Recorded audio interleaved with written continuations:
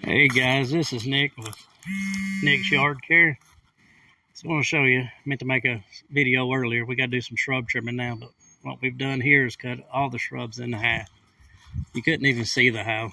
We'll shape them up a little. We're going to get out the leaves that we can out of the ivy, but that's normally a lost cause.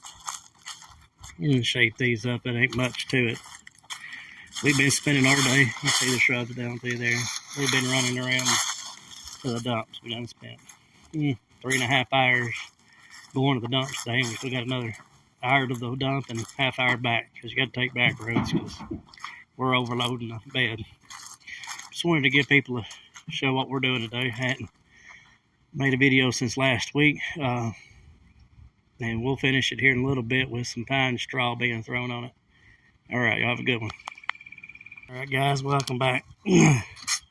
Got as much as we could on this flower bed today. Contractors clean up their stuff. Thought best to come back. Most of our time today was close to 5 hours of driving the pickup to and from the dump.